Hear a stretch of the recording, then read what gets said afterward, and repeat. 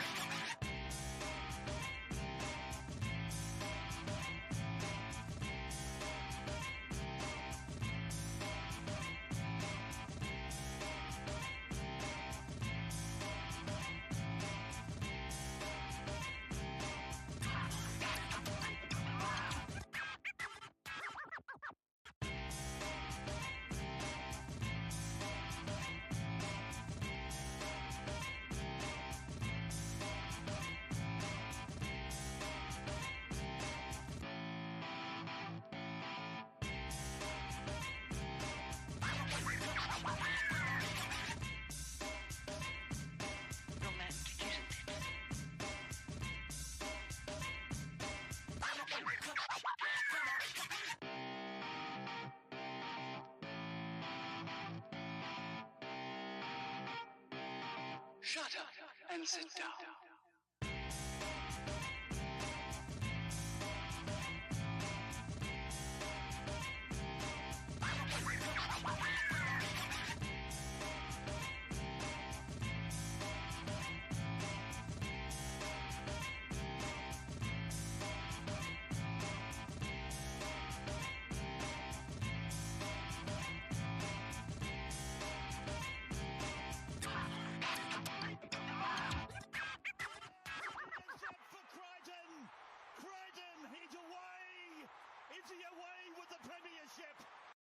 Marshall's still going. Marshall's got Richards coming up outside. Now inside. Richards pursued. He pushes Jensen away. Pat Richards has scored.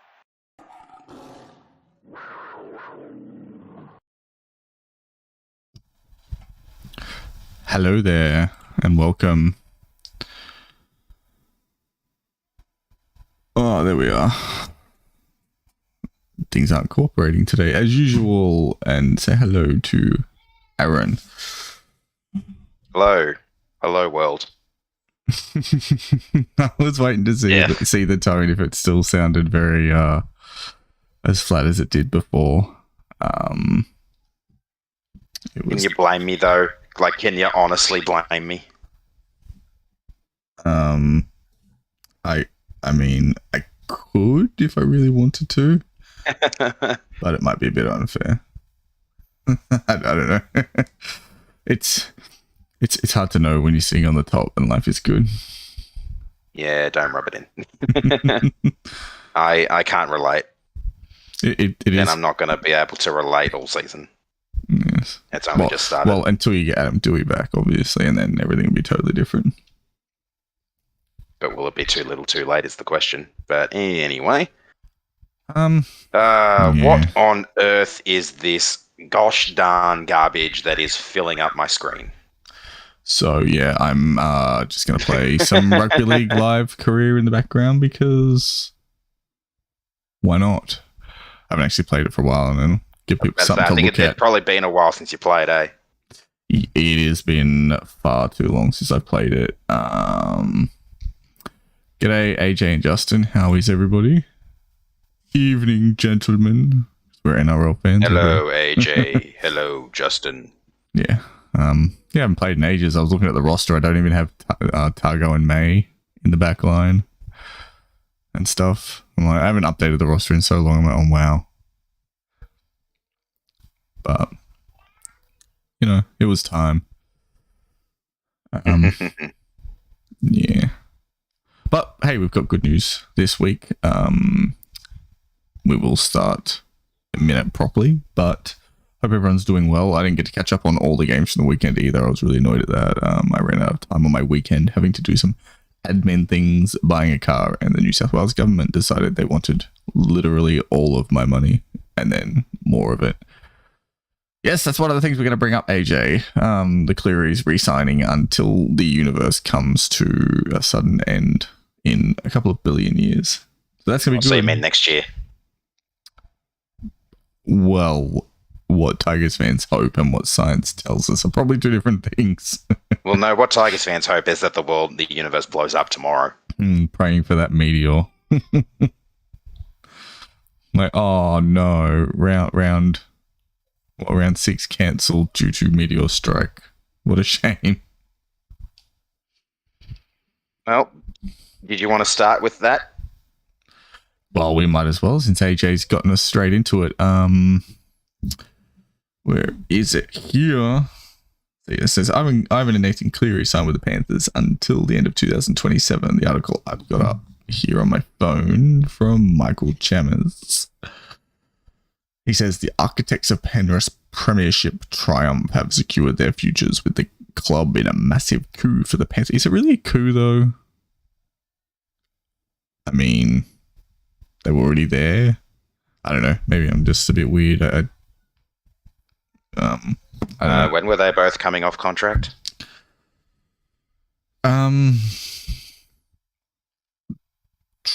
2024 or 25, maybe. I don't know. I think Nathan had at least another year minimum. So maybe next year. I don't know. I've completely forgotten because I always, especially with Nathan, I always assumed he was going to be here forever. Does that make sense? It's like, I'm sure every club's had players like that where you don't really think about it. And he's one of those. I hope, just quickly, I hope some Panthers fans don't come and join in and see no Dylan Edwards at fullback for this game. Oh, this is the Nines. I don't even know what the hell. I hate the Nines. I always skip it. I don't know why. No Jerome Luai in the 6. Look, you've still got yourself and Ash in the team. Yeah, this is the Nines. I'm saving my my star players for the real competition. We have running out the B squad in you and Ash for the Nines, eh? Look, we're going for back to back. Okay, like we can't afford to worry about Nines competitions. Which that's a sure thing, by the way. Back to back. But yeah, the figure they're talking about with Nathan is 1.1 million, which sounds like a lot of money. It would be to me. It's more than I'm making in a long time. But I think that's actually pretty good. Like you look at which actually makes it funny to see the Titans are paying Fafita, what is it, 1.2 or 1.3? 1.2 maybe. So it's like, and this is a guy who's pretty much at the moment the best halfback in the game. With, I will say, just a little shout out to Eels fans and Mitch Moses, someone who I'm actually starting to really like, and Aaron's probably like, unfriended. Goodbye. Yep. Bye-bye. Hanging up now. You do this on your own. Yeah. But since Origin last year, I don't know, there's been something about him. I think he's definitely probably second at the moment, in my opinion. Wait, is that Benji Marshall in the Dogs? Probably. You got some wild teams here, dude. I don't even know what's going on. I'm like, I have no idea. I gotta update this so bad. Just go back through and redo all the teams for the 2022 squads again. Yeah, I'm gonna have to eventually when that happens. I mean, you'd probably be able to find all the new squads. Yeah, I think they'll be online. People would have online. made them. Yeah, people would have probably made them already. Why is no one chasing the kick, bro? But yeah, it's really good for you guys to have those two locked up because obviously they're pretty important to the club. Yeah. And the point I was getting at about the financial part of it is I think that's actually a really good price for Nathan Cleary. Like it's big enough to justify, obviously, you know, being an elite half and his position in the game, but at the same time, it's not like some ridiculous, you know, $1.52 million figure or whatever that would start really taking a bite into your salary cap.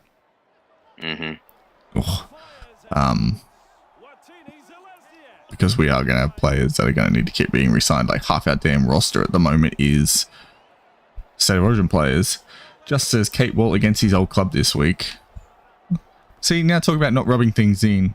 Right, as soon as I see that, I'm just going to be like, you know what? No matter how good we are, I'm still going to shed at least one little tear. That solitary tear down my cheek for Kurt Kate Walt. Imagine if he kicks a field goal against you guys that wins them the game. At first I'll be really excited, and then I'll remember he's not playing for us.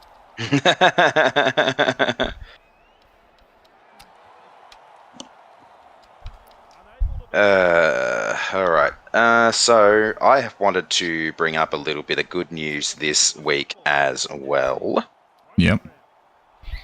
So it is. Let me just pull it up on the Twitter. Yeah, we want to come back to that, but I was kind of hoping to lead with the Nelson Solomona one. Yep. Because start the day with some good news. Yeah, these are the sort of stories that don't get out much, so that's why I was kind of thrown off by the Nathan Cleary thing. I hadn't collected my thoughts yet, honestly. I wanted to get started on that. So yeah, you tell us the story of this, because you were keen on this. You really wanted to get us onto this, and we'll come back to the Nathan Cleary thing. Because, like you said, there is not a lot of good news in the world at the moment with like the war and stuff going on, and it's nice to actually see some good in the NRL instead of all of the doom and gloom.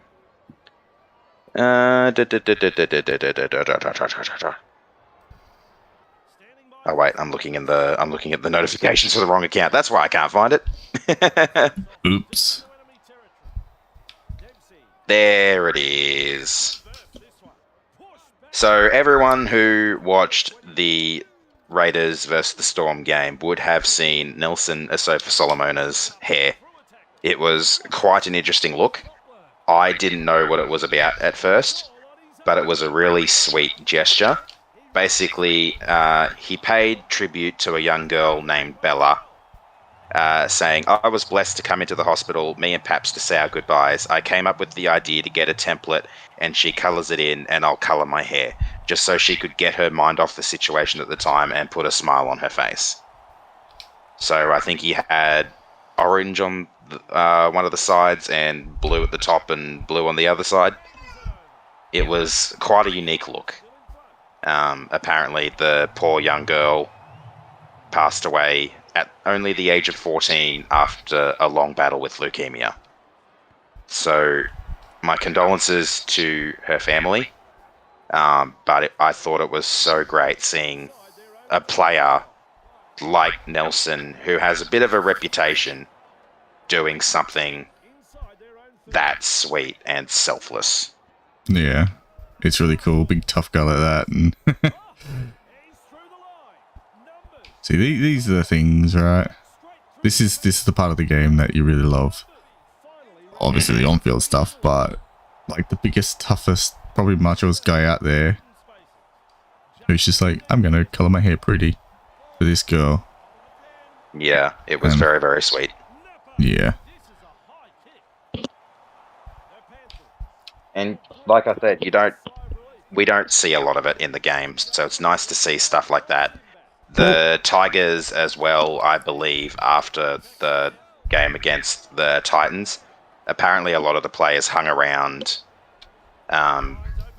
greeting fans around the stadium, which, given the circumstances, the way they lost, you could probably forgive them for wanting to just get straight into the sheds and forget the game ever happened. But for them to give that time back to the fans, well, here's the thing: after these such things a happen. Heartbreaking loss. These things happen all the time. There's good things like regularly. You just don't really hear about it all that much because the drama is what sells. I mean, that's what gets the views, and that's what we all end up talking about. I mean, it's why drama shows are so popular on TV. It's what we as humans get attracted to. But like, there's so the smiles. 1,000,001 articles about the Tigers. Yeah, it's like, well, I'm surprised they even still get clicks anymore, because people just burnt out on it. Even if it did at one point, Like, but no, there's Footy Smiles on Twitter and all that, and that's a good one. That's one I like. I always go back and look through there every now and again especially when we get an overload of the dramatic stuff. I usually go back there and see what the rugby league community is doing, and yeah, he's great. He's one of the best. I wish he was more popular, but you never see anyone talk about them, which is really unusual. So go to Footy Smiles, please, people. Oh, AJ, I missed your comment. You said 1.1 is still the best halfback in the game. Yeah, I'd say so. That's what I was driving at before. Hey, NSL's here, National Sports Loaded. Howdy. Looking forward to your bye round this week. Yeah, enjoy those 2 free points. I don't mean to tease, but you know, it's one of those points where, like, how much further can being nice take us? I mean, the fans have clearly given up being nice to the club. Although that's been the case for a little while now. Yeah. But we'll get to that horror show soon enough. Yeah. Yes. I'll actually pull up Footy Smiles and see if there's anything else. Yeah, let's see what else there. Let's get some good news stuff. Yeah, let's get some good news in on the job. Yeah, it's been a very long day for me, so you probably hear it in my voice. My mind is mentally frazzled. At least Aaron got a perfect tipping round. I know, right? He should be doing backflips and telling us all how amazing it is. I'm going really to not. I in the tipping comp I'm in, the one where I'm playing for the big bucks, I went from 44th up to 30th, I think it was. Wow, that's a big jump. But early in the season, big jumps like that are okay. I started the round, I think, like 12 points behind first. I think I'm back to like 9 points behind first or something. Yeah. So I've closed that gap a decent bit, but I'm going to need a few more perfect rounds. Yeah. Let me just double check like what I actually came in the round, because many people got a perfect round. I came 6th. I was tied for 6th on 11 points, while first in the round got 13. And there's going to be a bit of pressure on this weekend, because this weekend coming is the first money back round. Okay. So whoever finishes first in round 6, as well as rounds 12, 18, and 24, gets their $50 entry fee back. See, that's a cool idea. I like that. It's a bit of incentive. So 1, 2, 3, 4, 5, 6, 7, 8, 9, 10. I was one of 11 people who scored a perfect round. Yeah. In round 5. Okay, so I'm in Footy Smiles now. Let me just take a note for my timestamp. There we go. Yeah. Multitasking for the win. Yep. Let me have a little bit of a browse. Justin says, my side will get smashed by the Panthers. I don't know. You guys, as I said on Discord, you guys last year were one of our tougher games. But then obviously we went through and realized how many players you're missing. So I don't know. They were 2 of your tougher games, to be honest. Yes, both quite close margins in the year of blowout scores. So I don't know. Though, Pangai and Haas were very good that game. So I would not be surprised if it's not as close. But a lot of it's attitude. Like, they got a lot of good players. They're like us. They're one of those clubs with a big junior nursery, and everyone who comes through are really good and amazing and wonderful. They've got the potential there. It's just a matter of if they show up and whatnot. So I don't know. Maybe it's my eternal optimism for the game of rugby league saying, no, it'll be okay. It'll be good, a close, exciting game. And then Penrith will win by like 50 points. because that's Sadly, just... there haven't been many posts on Footy Smiles so far this year. Don't tell me he's slowed down and going. That's it. He's done. That's what have we got? So there's been a few. Let me just Tony Staggs gave away his match jersey last night to this young Broncos fan, and this was this week. Oh, nice. And there's an adorable little picture of this young fella with the jersey, and he looks pretty stoked. As you would be. For sure.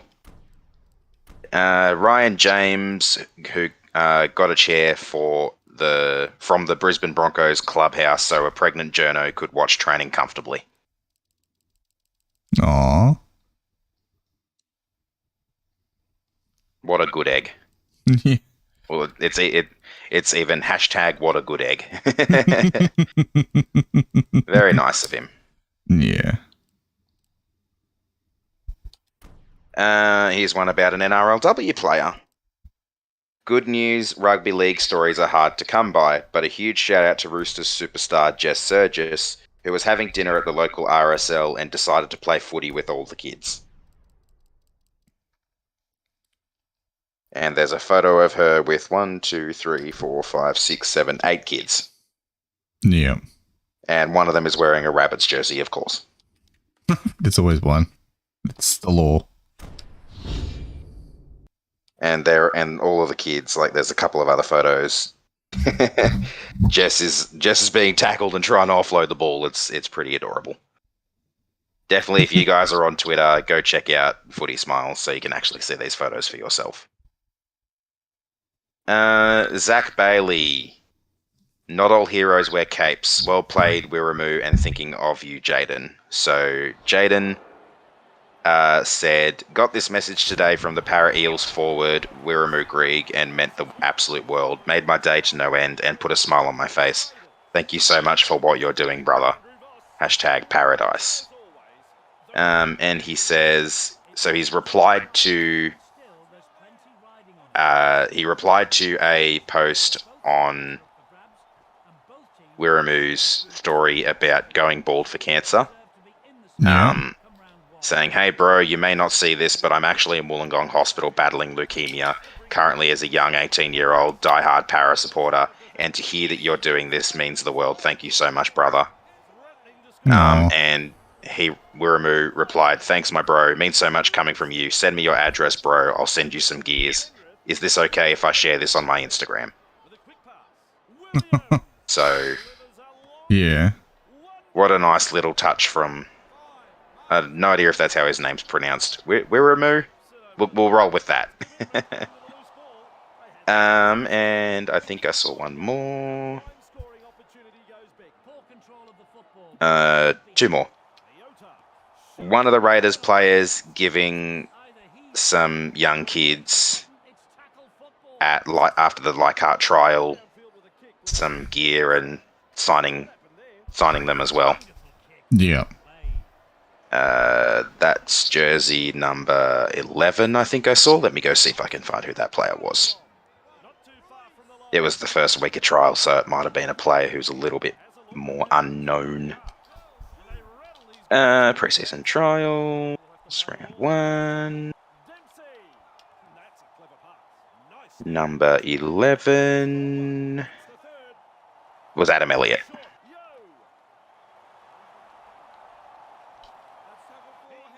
Which is quite nice. And then there's one more. Reece Walsh putting a massive smile on the face of a young Warriors fan, giving the young bloke his shoes after a training session back in February. Oh, there was one I saw the video of, I can't remember where I saw it now. Harry Grant getting absolutely mobbed. It's one of them tried to steal his mouth guard. He's like, "Oh no, I'm gonna keep that." Yeah, that was after the game in Wagga on the weekend. He got absolutely mobbed by a bunch of hooligans. I think the post said. Yeah, but he was like the biggest smile on his face over the time of his life, and it's like, which it just sort of how much he's enjoying it made it look like he was actually enjoying it, and not doing it just for the sake of, oh, this is my obligation as a football player. Yeah, he actually looked like he was enjoying having fun with the kids and Yeah. letting them be absolute little punks. It was cute. Country kids, that's what you get. Yeah. That's what you expect from the country kids. Yeah. I'm Justin says, I'm gonna see if I'm can find hoping, reckon Storm Sharks will be game of the round.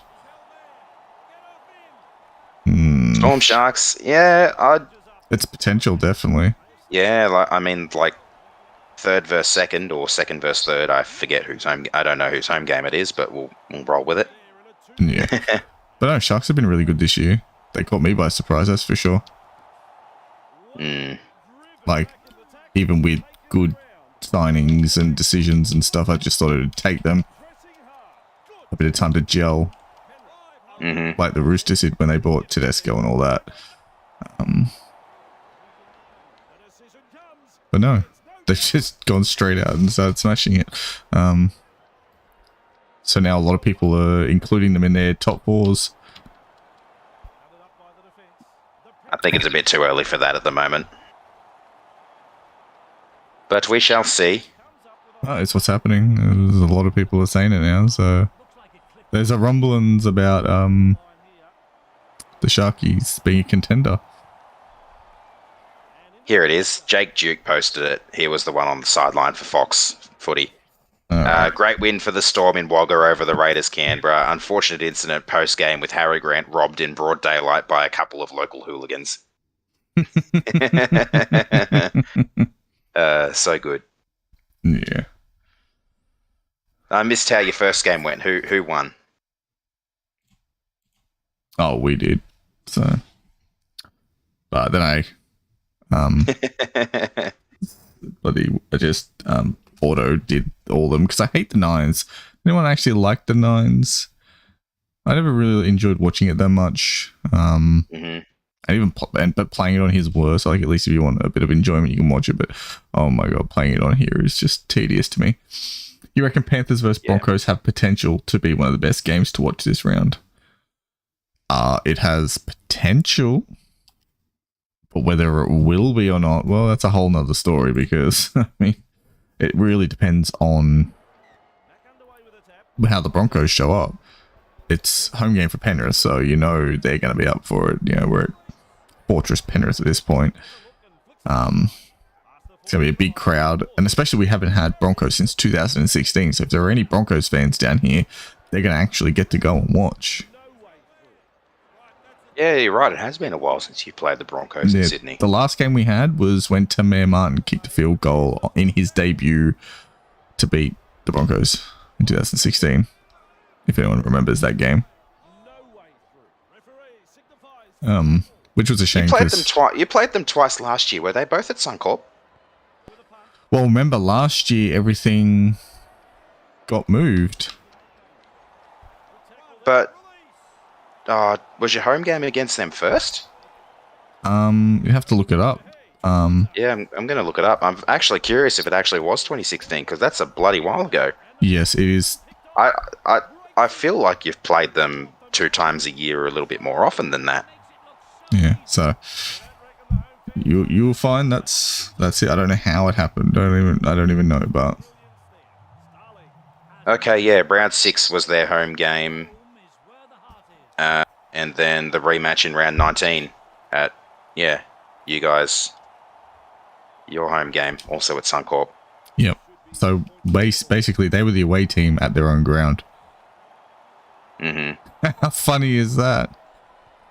And in 2021 or 2020, you only had an away game against them at Suncorp.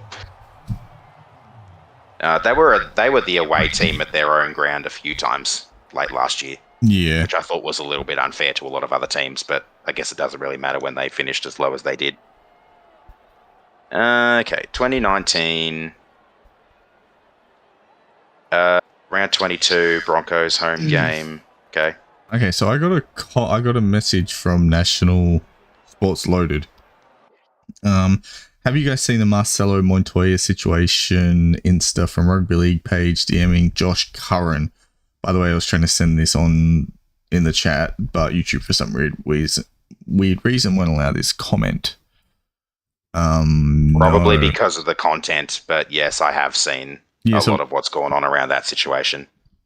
So someone can catch me up. Like I said, my days off, my weekend is Monday, Tuesday. I would use that normally for catching up on all the rugby league goings on, but I've spent the last 2 days running around having to do other things, so I've missed so much, and I feel so out of the loop, and I'm just like the little kid in the corner who doesn't know what's happening.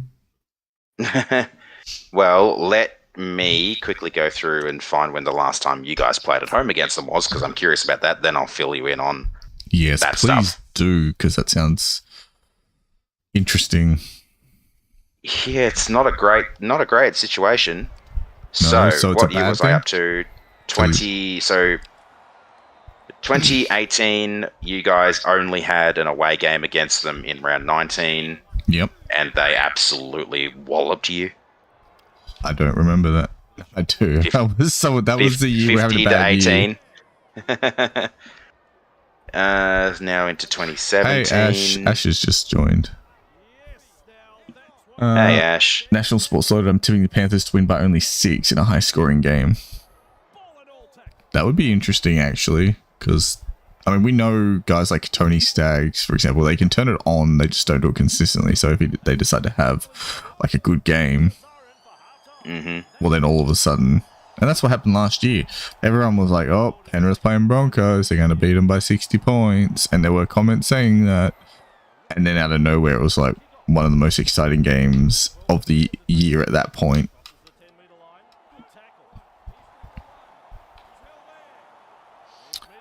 So where are you up to on that? 2017, you had an away game against them in round 9. An away game against them in finals week 2. Okay, so it has been a bloody long time since you've had a home game against them. See what I mean? How crazy is that? 2016, round 3. Panthers 23, Broncos 22. Holy moly, I could have sworn you played them twice a year, a lot more often than that. Because you played them twice that year. You had a rematch in round 20 where you beat them 31-12. So you did the job a little easier that time round. Oh, you're losing. What on earth is going on? Get good, Ryan. Get good. Look, I am not the great and wonderful Ivan Cleary, okay? If he wants to come in and substitute for me, they'll win by 60, but unfortunately he was otherwise occupied. Probably counting his new bank balance on his new contract. So I'm not going to say what Montoya said out loud, but it was essentially a homophobic slur directed at Kyle Felt after a tackle. I think, yeah, I know. I think I know the one that you'd be saying, because it's something people say quite often.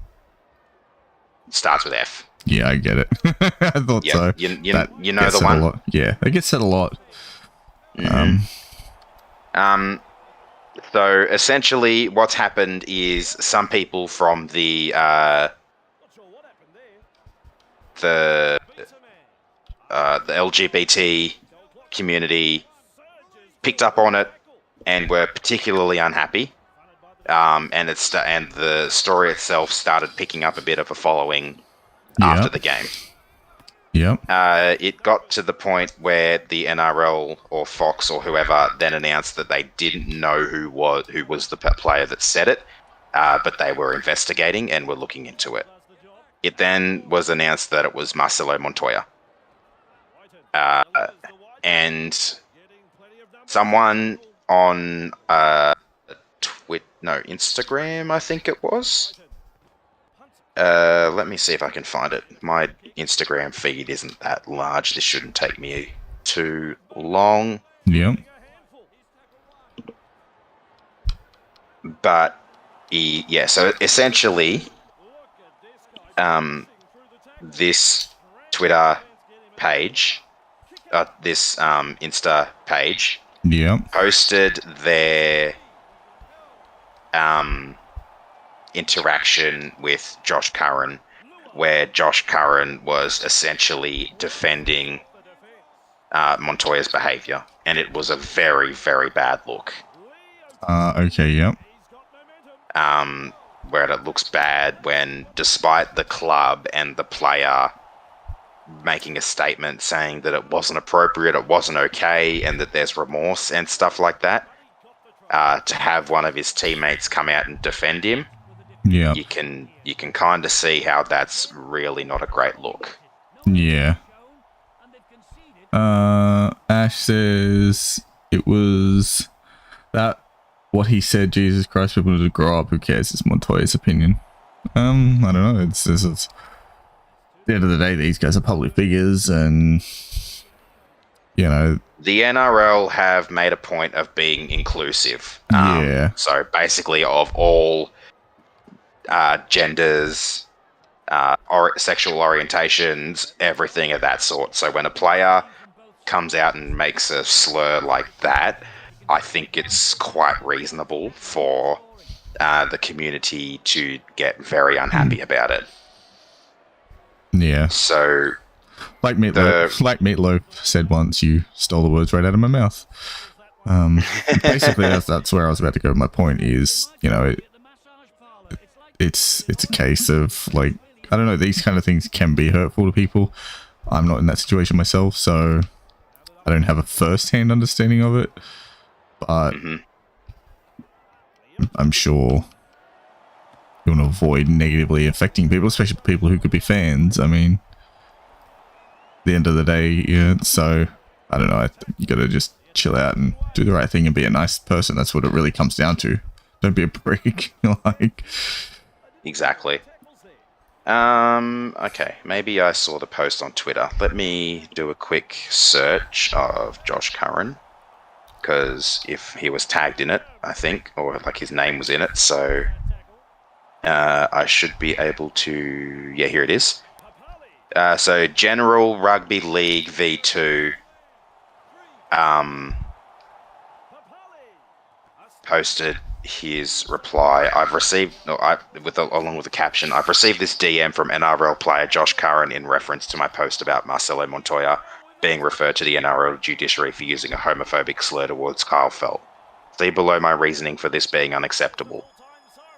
For Josh to try and defend what has been said by Montoya or justify it is absolutely pathetic. Your club and the offending player have apologised, said how regretful he is, and yet you still have his teammates privately trying to defend it. Since this issue came to light, I've done nothing but post the facts, and the facts are that Montoya used a homophobic slur to attempt to insult Felt. And then the rest is cut off. But the message from Felt itself says, bro, why are you saying he meant it in a homophobic way? He did not at all. It was a heat of a moment thing. He has a cousin who is gay, and he supports it. Why are you making out like he's the bad guy when he did not mean it in that way? This is how you lose players' respect when you don't know anything, but the media blows it up. It's all appalling. Yeah, geez, sounds like it got really full on. I get what you're saying, NSL, about the page being run by a girl, but you got to keep in mind a homophobic slur is about someone's sexual identification, not so much their gender. So guys can be gay, girls can be gay. It's kind of a broad thing. We probably shouldn't get too much more into it because it is a pretty intense thing. Yeah, we but that's literally kind of started off saying like about there's too much drama and that's what gets the views and all that sort of stuff. But yeah, when there's actual drama, yeah, they like to make up drama for clicks. Yeah. That's a lot of the Tigers articles. They make up the drama for clicks. This is like actual drama that I agree needs to be stamped out of the game because it's pretty bad. But yeah, all I can say is I just wish people would be, one, more respectful to each other, and two, if you're going to, you know, throw around insults on the field, at least be creative in your banter. Like something like that, just, I don't know. Not only is it offensive, but it's also boring. Yeah, a lot of the time you've got to be careful what you say. Yeah. There was a comment made by Blocker on NRL last night that has been very poorly received in regards to the situation and how he feels about the fact that Montoya shouldn't be penalised too harshly for it. But I think the fact that it was referred straight to the judiciary means the NRL want to make a statement on the behaviour and that they won't tolerate it. But I agree that what a lot of people are saying in regards to the fact that it wasn't addressed quickly enough. They didn't really get on top of it quickly. It took a bit of backlash from the community to get them to act. But that's the problem when you've got players mic'd up or refs mic'd up these days. You don't know what you're going to hear. Yeah. I don't know. I won't comment too much on it other than I think, yeah, you got to just be careful what you're saying and how you're saying it, and nothing wrong with banter, just don't go too far with it. Like, Don't cross the line. Yeah. And you have to be aware, even if you don't mean something in a certain way, like, doesn't mean it can't be taken like that. You know, it's, look at the industry you're in and how exposed it is and how public it is. Like, just because you don't mean it that way doesn't mean it's not going to come across in a certain way or be offensive to people. Yeah. So they have to be aware of it. It's like the people complaining about the Payne House thing and how he's been suspended in that for, I think, one game. Yeah, him and the other guy. What was his name? The image of the NRL is massively important to the NRL because they completely rely on it. So, yeah. That's my thing on that. Oh man, talking about bring the mood down. Well, we've only just begun. I've still got a round review to talk about. Yeah. But I do want to pick up on the Nathan Cleary stuff. I think, yes, AJ said earlier, that's a steal for 1.1 is a steal for the best halfback in the game, and it absolutely is. Like, that's insane. That's why I made the comparison. You look at David Fafita, they took over the Titans on, like, what was it, 1.2 or something, the figure they mentioned. So yeah, I couldn't be happier with that, honestly. As a Panthers fan, I think most will be. And as far as I've seen some joking comments, I think it was on Reddit where they're like, oh, that's where the dynasty starts, but I honestly think it does. Like, you know, these are the guys who are going to sort of hold that core together where they're all friends and everything, and then him staying at long term, and then next is, you know, Luai because they're so close, and then, you know, so on and so on, and so it goes, where you'll have other players stay that little bit less so they can play together, and then the club can pick and choose who they want to keep.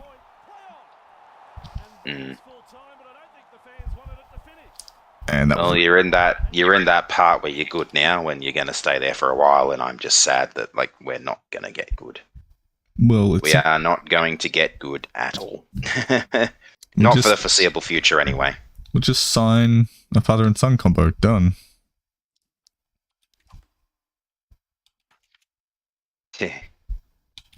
I mean, we tried. We had Ivan and we tried to bring Nathan over. Yeah, it's tried and failed, unfortunately. Yeah, it was never going to work. Yeah. Alright, Ash, you should do a career mode on the Tigers and see if they can, in some universe, not claim the wooden spoon.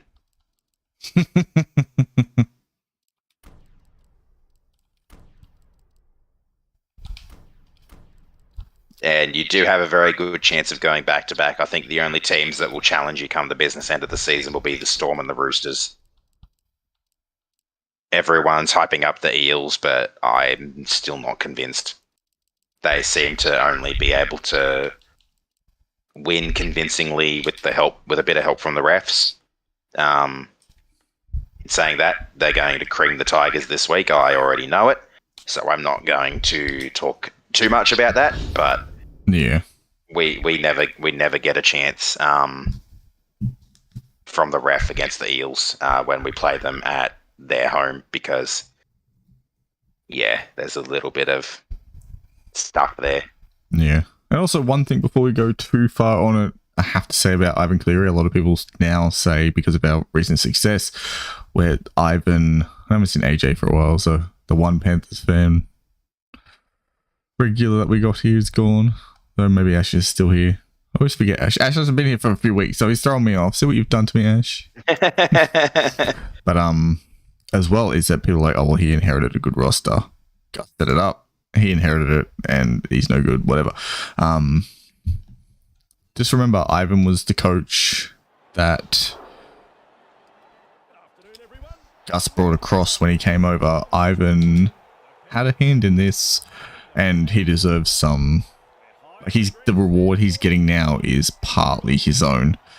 To exactly what degree, I can't comment. I don't know exactly how much he would have contributed, because that's the sort of stuff that obviously inside information and stuff. Everyone knows what roles they did and have done, whatever. But yeah, I just think it's really unfair that people are just trying to knock his contribution to the rebuild that happened. Yeah, well, I mean, Gus did screw him off eventually, but he has since come back, so... Yeah. Which surprised me, the fact that he came back when he did. Well, I think, yeah, that opportunity to coach Nathan was just too good. Too tempting. And as he said, he had unfinished business, and I think that's what that comes back to, is I don't think he felt like it was right when he did get sacked here. I think he wanted to keep going with that build, and yep. Yeah. But it is what it is. NSL, if I get live 5, I'm going to coach the Tigers in there and get you the premiership. Yes, please. Make sure we beat Parramatta 60-0 in the grand final.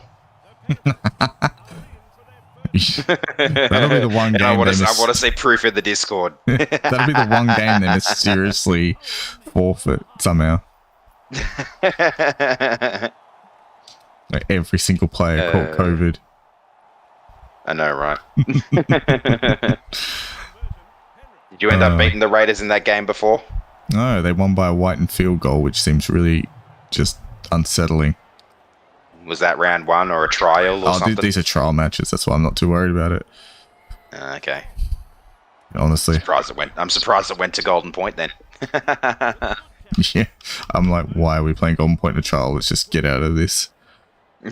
Unscathed. Yeah. Righto. So why don't we move on to the round that was? Yeah.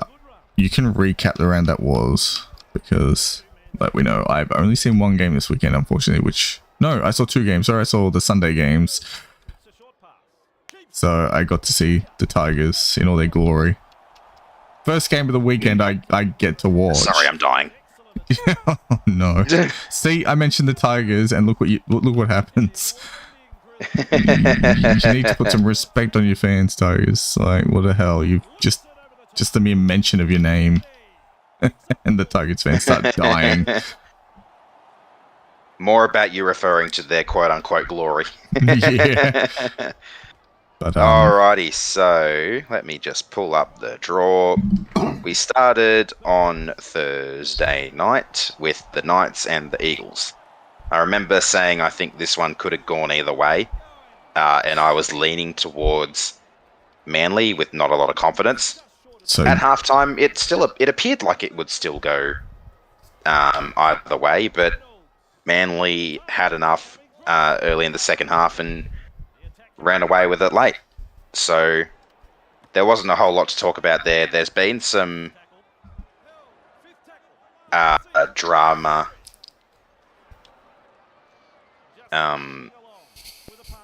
in regards to some calls that have been made over the weekend. I think it was Vossi was talking about it on commentary in our game. There was a try that was given a try for the Sharks where one of our players was knocked down in the defensive line even though he wouldn't have made it to the attacking player anyway. But the exact same situation happened with a Dominic Young try that the Knights otherwise would have scored. However, it was ruled a no try. So the consistency that is the inconsistency of the NRL officiating that's the thing. Continues to amaze. The one thing you can always bank on is the NRL being inconsistent.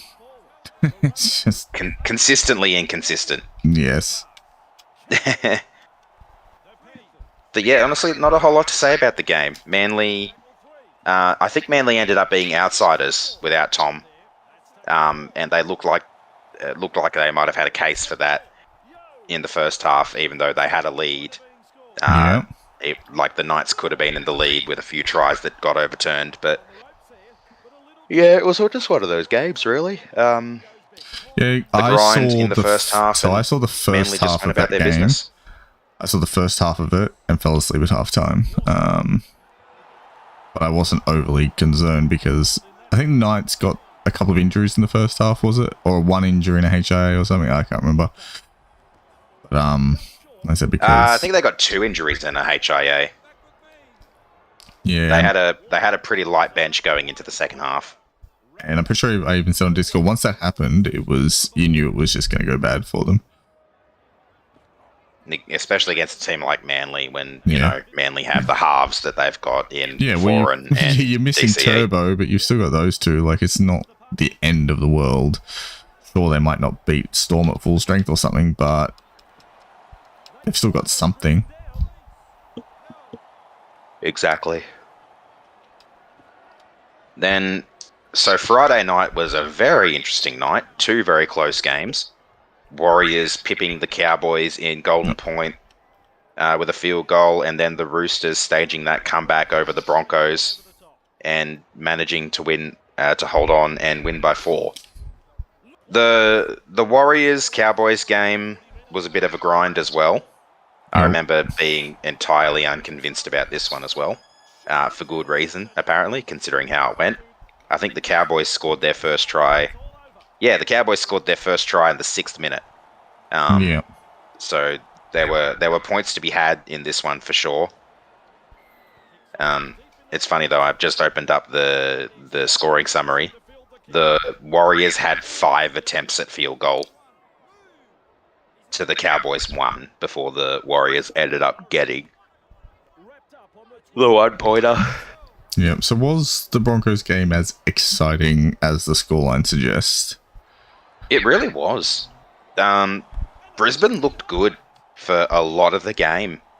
It was just, the Roosters being the Roosters were helped back into the game a little bit by the referee, but the Broncos tried to hold them off, couldn't get the job done. They fell behind but scored another try to put themselves back in the lead, but unfortunately the Roosters ran away with it to score a couple of late tries and finish the job. But honestly, it was a rip snorter of a game. Nice. Both teams played pretty well. It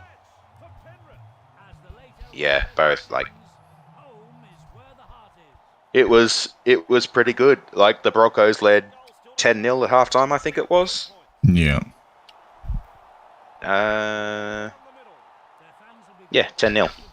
Oh, very nice. So it was a heck of a game, for sure.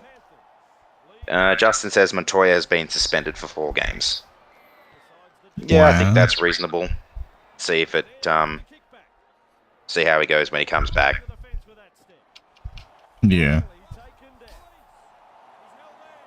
Then we move on to Saturday. So Saturday was an interesting day. There were 3 games that were expected to be blowouts, I guess, for the 3 favourites, but they ended up, 2 of them ended up being rather close. The Raiders versus the Storm down in Mudgee. That wasn't a bad game, I reckon. Yeah, that one you'd predict as being like an absolute smashing at the moment. Yeah, you would have, but they ended up only losing by 14, Canberra, and that was with the Storm scoring a late try. So I think all in all, a rather respectable scoreline, a rather respectable performance by the Raiders too. They had some good performers in there. They made a lot of errors though, which made life very hard for themselves. Yeah. They completed 27 sets out of 40, and that was kind of where the issue was for them. When you're completing 27 sets out of 40, completing at just 67%, you're against a team like the Storm. You're going to find it very hard to win games of footy. Yeah. Because the Storm just they capitalize on your mistakes. They kill you off. Yeah. That's On the flip side. On the flip side, the Storm had the exact same number of sets, 40, and they completed 33. So they finished with a completion rate of 82%, which is a lot better than 67. Yeah, definitely. Then we headed down to Stadium Australia for Rabbits and Dragons. This was one that, a lot of people thought this would maybe be another bit of a blowout. Ended up being 24-12 win to the Rabbits, so not quite as bad as was expected, but a lot of Dragons fans I've seen have been pretty down on their team, not being able to capitalise on chances they had. Like the Raiders, they had a horrible completion rate, 67%, completing 29 sets out of 43. Yeah. The Rabbits, honestly, was not much better. They had the exact same number of sets and completed 2 more, so 31 out of 43. Just drop ball galore in this one, but the Rabbits did enough with the ball they had to come away with the 2 converted try win. And Ash, Latrell is a big loss for the next 7 games. Oh, we're gonna get to Sunday and there's gonna be no AJ. Oh no! It's a roughly 8. It's an 8 weeks, roughly 8 week injury layoff, I think. But when the last of those 8 weeks is the bye round, then he only misses 7 games, which I do like. He misses the Tigers twice, so I'll take that. Hey, you gotta he find misses the the silver Tigers lining. in. Yeah, exactly. He misses the Tigers in both rounds 7 and 12. So, yeah. See you, Latrell. See you next year. AJ's back. He says Taff will fill in for Latrell though, which he will. Isn't actually that big of a negative. Last year watching him, he was very good. He was he had a great game like in that game. They beat us in the finals, for example, where Kenty said, we were done in that afterwards. He was fantastic, and that's, a rookie playing a finals game filling in for Latrell Mitchell. That's so. I rate him pretty well. Considering he dropped that ball very early in that qualifying final, he recovered superbly, to be honest. Yeah, he had that first drop, and they thought, "Aha, we got this guy," and then he goes and has a really good game. Yeah, you think you've got him rattled, and he just goes out and has a blinder. National Sports Loaded said, you guys reckon Taff is underrated? No, I think he's rated about where he needs to be. The general sentiment seems to be he's a good young talent with a lot of potential, and as we've said, he can handle himself mentally. He's not going to get thrown off by one error at the start of a game, unfortunately. But it all worked out in the end for us, so... Indeed. You got that grand final revenge. I'm not hearing anyone say anything too ridiculous about him, overrating him, like he's some kind of future immortal or something. Maybe people have heard some things I haven't seen on social media, but no, as far as I can see, he's just good young talent. Heaps of pitch invaders last round. Yeah, I'll get to those in the games where they popped up. Yeah, I didn't see the one that got a lot of the drama. Yeah, but I saw a lot of the Twitter drama over it, and I disagreed with some of the sentiments, particularly bloody Buzz Rossfield, sorry. My boo sounds accurate. He's like, oh well, it's because that was. That's a very shit take. Oh my god, yeah. But we'll get there when we get there. We are one game away. Actually, no, we're not one game away. We are up to that game. I told you we'd get there. Didn't take long. Titans v Para. Everyone was billing this as the game where Gutho would get his revenge against Sammy for doing the Gutherino in his face back in round 1. I remember that. I laughed quite heartily at that. And, that was amazing. I enjoyed it greatly as well. I freaking loved it. I'm not a fan of the fact that Gutho is known as the king, whether it's self-confessed or whatever. I'm just not a fan of it. Hey, blame Fitler. Okay, he started blame it, Fitler. so at least now you know where to direct your rage at the very minimum. Next time if you're out watching a game live and he's doing his Channel 9 stuff, just shout down to him. Just be like, "Thanks, man. You ruined everything." You've doomed us all. Yeah, we have to hear this every week now. Thanks for that.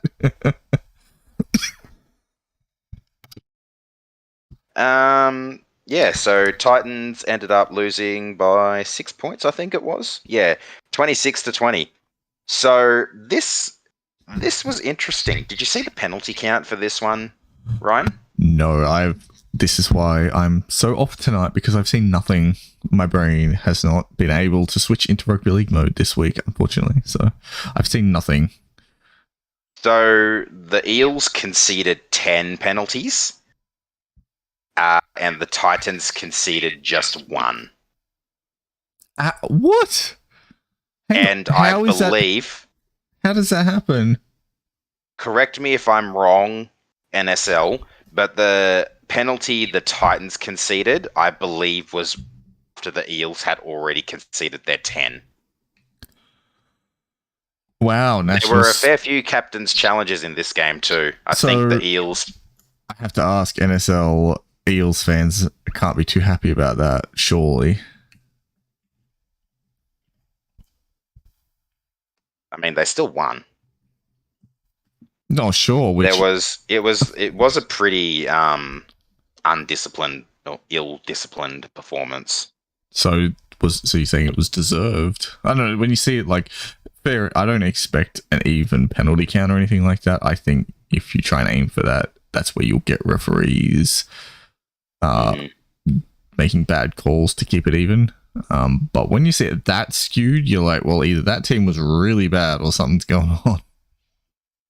Well, I mean, considering the team was the Eels, normally the Eels get it well in favour with the ref, but like I said, they still ended up winning the game because the Titans just didn't do what they needed to do in attack to take advantage of the penalties, because they also made their fair share of mistakes. But yeah, I've just pulled it up.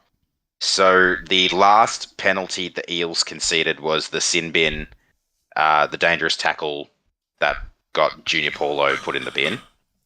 And then in the 69th minute, there was a slow peel penalty against Isaac Liu. Yeah. And so AJ said Dylan Edwards is the real king. I just acknowledging that because I do have something to say about that special announcement when we get to Penrith's game, but that'll be when we get there. Like Dad driving the car, we'll get there when we get there. Are we there yet? Not yet, Gavin. I always love that ad. Oh, it's great. Good ad. Yeah. Let me just pull up the completion rates. Weren't too bad for that one. Titans completed at 81, Eels at 80. Titans 35 out of 43, and Eels 32 out of 40. So both of them were pretty good. Since you're looking at it, what was Moses' kick meters? I'm just curious. He's got a massive boot on him, and he's really quite good at it after he's done that training with Joey. So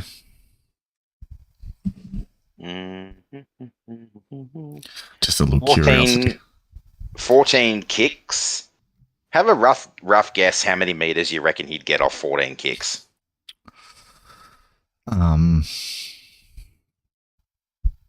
somewhere up around 400 or 500 meters. Okay, you're overestimating a little bit there. 322. Oof. There you go. So not too far off. I mean, overestimate him a little bit. Just a little bit. Because there's a very long kick on him, I've noticed. He's become very good at that, like, massive yeet downfield.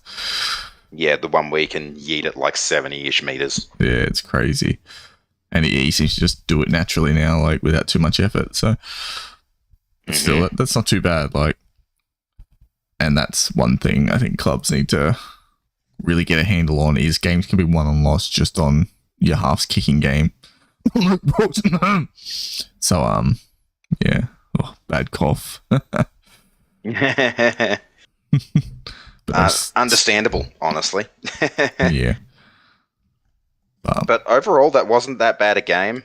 And this was the first one where we had the streaker. And if you guys haven't seen the footage of it, jump on Facebook onto NRL Roast, I think it is. They posted the footage, and this chick gets absolutely poleaxed in front of Mitchell Moses. Oh, did anyone see the one? Glorious to watch. The one where they split screened it top and bottom, and they had Mitch Moses' reaction and the tackle at the same time, so you got it all simultaneous. Yep. And, it was brilliant. It was absolutely glorious to watch. Like, this security guard just comes in and just yeets her. It was so fucking good.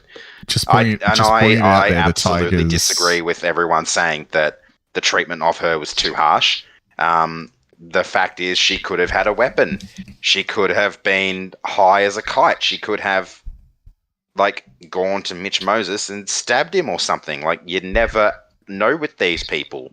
So, being heavy-handed, I think, is A-okay. Yeah, because they need to be dealt with. In the clip that was on social media, the first security guard tries to just grab her.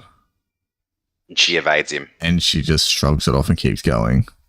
So she gets absolutely poleaxed by another guy. Yeah, which was a beautiful tackle, by the way. So, and I hear the Tigers are looking to overhaul their roster. Oh, I heard the Dogs are too. I mean, you've just dropped Gildart, so you could use a really good defensive center, and I know one. Just saying. My other problem is the fact that this chick has been given so much time and attention. It's going to encourage more people to do the same thing. Like, the fact that people like Buzz are like, "Hey, can you point me in her direction?" And she spoke on, I think, Triple M yesterday or something.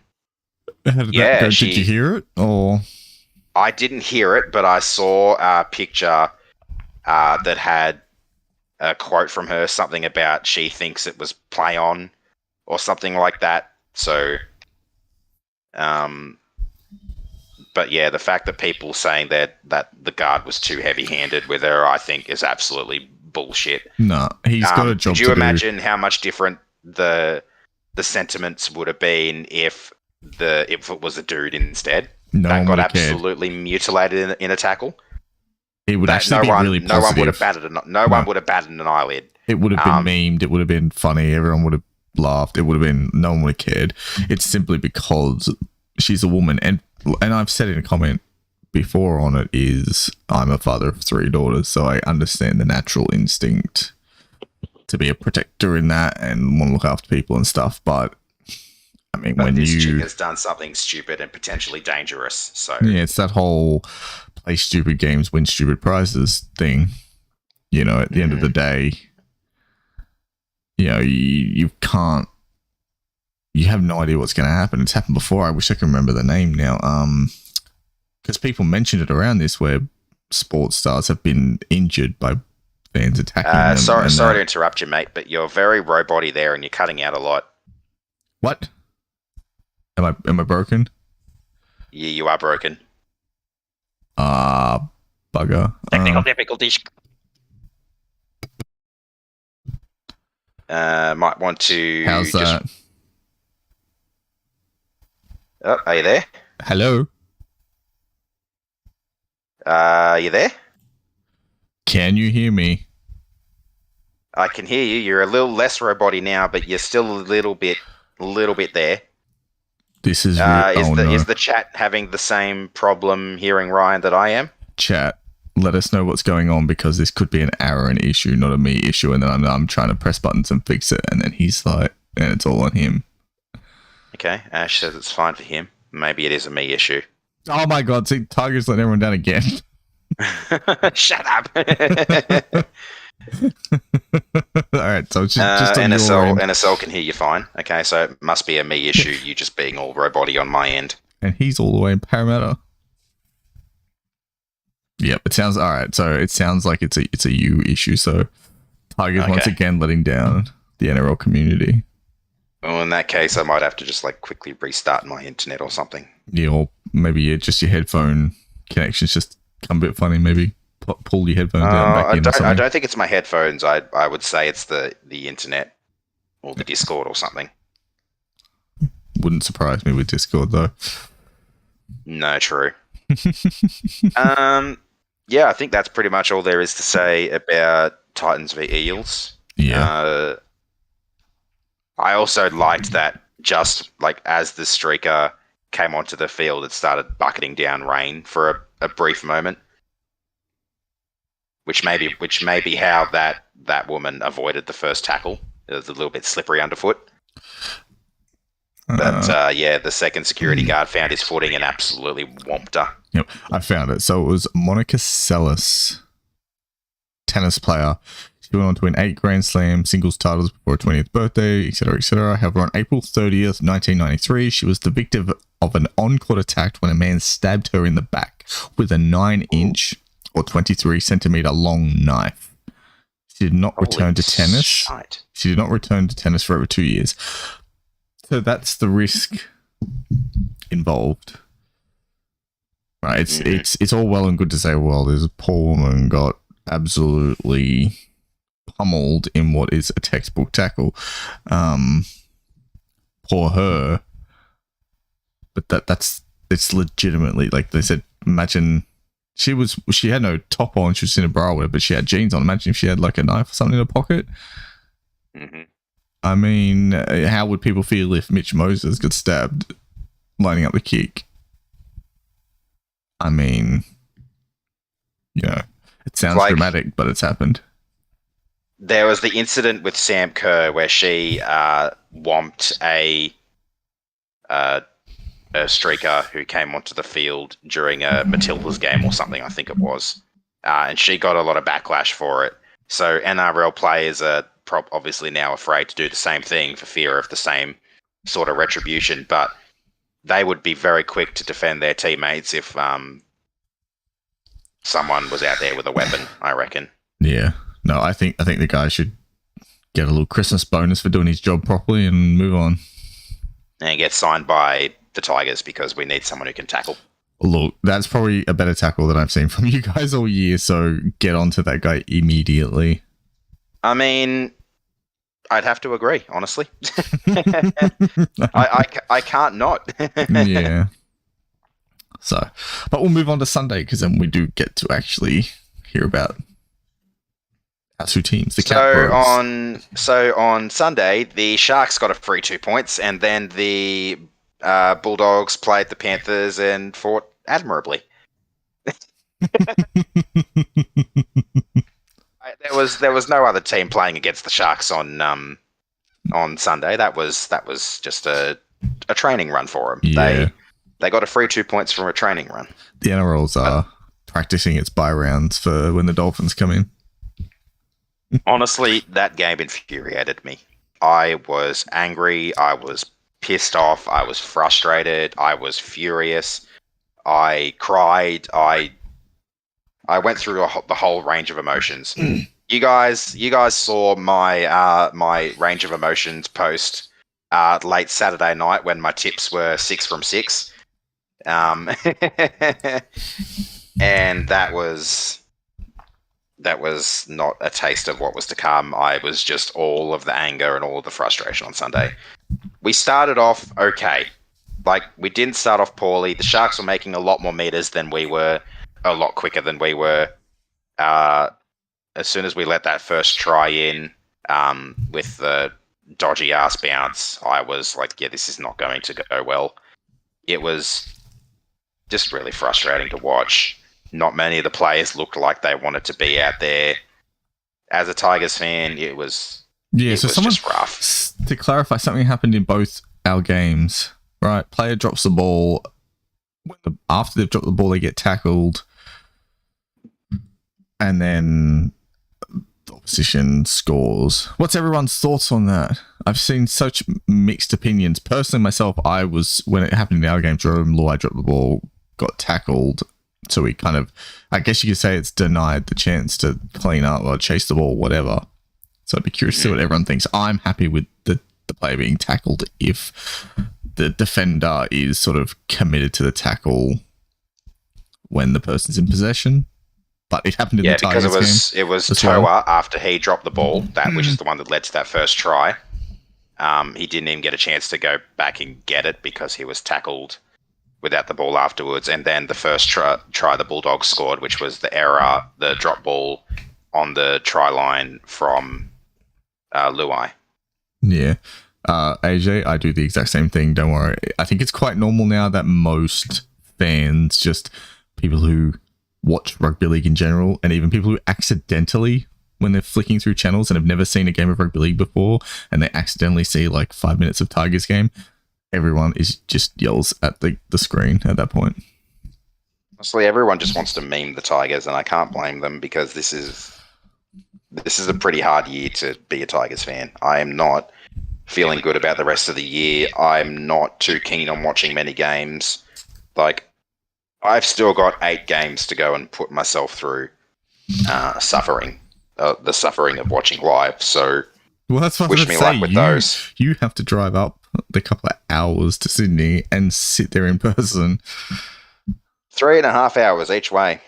Well, look, there is a better idea where you could drive up to Sydney and then just go and see Chloe instead and watch it on TV. Because then you have, like, free comfort when they, inevitably crush your feelings.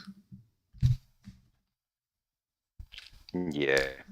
Well, I'm doing that for Magic Round. I'm going to go up there for Magic Round, and hopefully our Magic Round successes can continue, because we've actually been good in Magic Round so far. We're 2 from 2. It's about the only winning record the Tigers ever fucking have. You can take what you can get. Well, I feel exactly the same way. I mean, AJ said, I just want the Tigers to find something for my boy Aaron. I couldn't agree more. That's... I made videos and put my opinion out there saying, no, they'll be good, and completely embarrassed myself. But, Aaron also doesn't want to keep crying because his team just keep fucking it up. Exactly. And on occasion, the refs keep fucking it up for the team. And that's why I went and made one of my first negative videos about an actual team this year. Because I got sick to death of seeing good fans of our good sport feel like that. And especially legitimately someone I actually really like. Someone like, a friend who every week is just going through that nonsense because they can't even show up and put in some decent effort, and it really pisses me off. It's at the point now where they're making me angry. Like you tagged, it was while I was driving home from driving back to Chloe's place from the Campbelltown game. You tagged her in that post saying you're probably going to need to give him a hug tonight, and yeah, it was because I was close to inconsolable and incredibly frustrated after that one, because that was definitely one that got away, considering we had that last 10 minutes with a man up, and then we also had that try that should have been at least looked at that wasn't, and yeah, it's just... Yeah. The start of the year has been an absolute shit show, and I'm furious, honestly.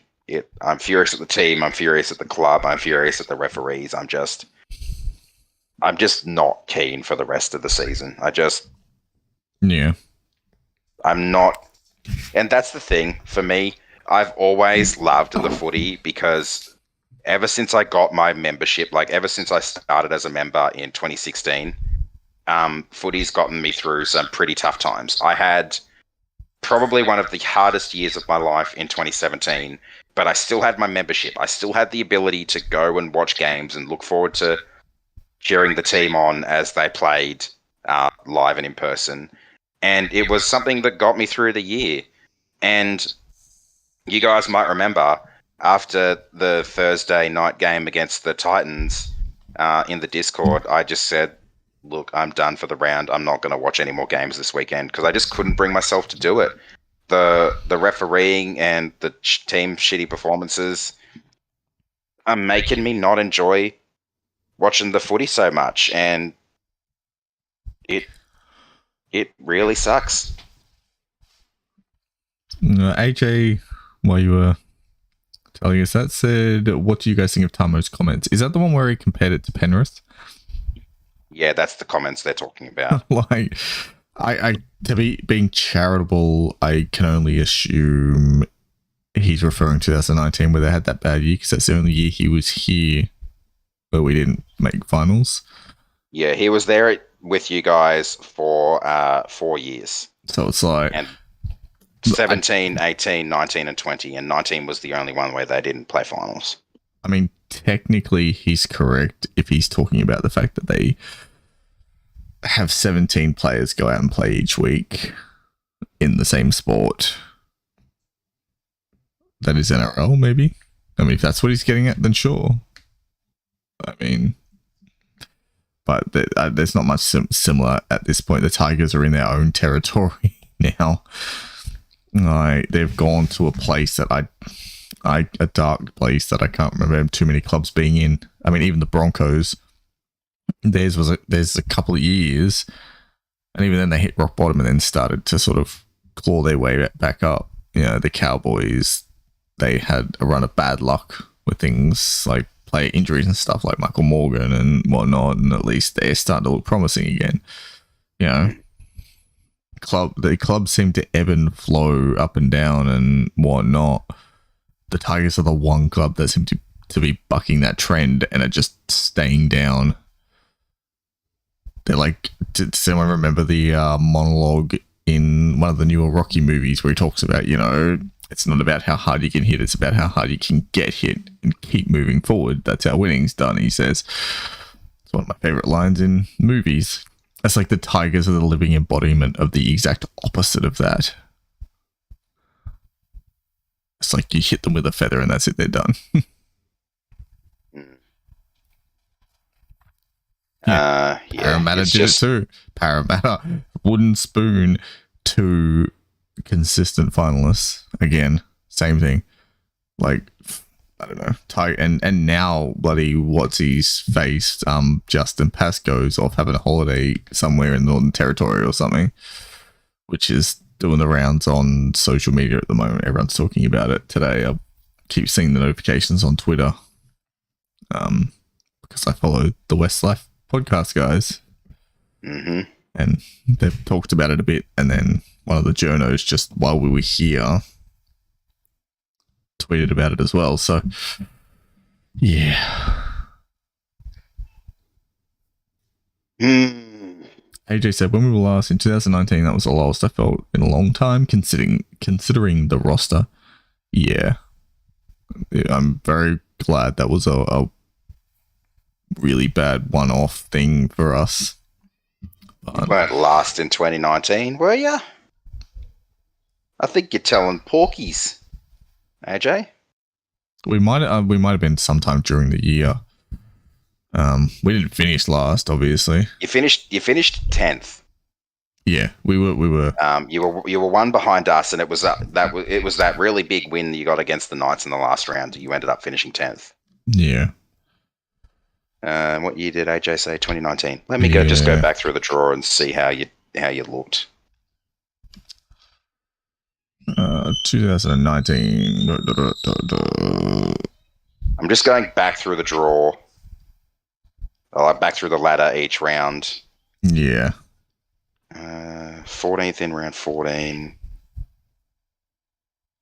Yeah, I'm not seeing. I think we were consistently in that sort of 11 to 13, sort of 9 to 13 range, whatever it is. You were 15th after round 11. And, okay, you were last after round 10. 2 wins and 8 losses.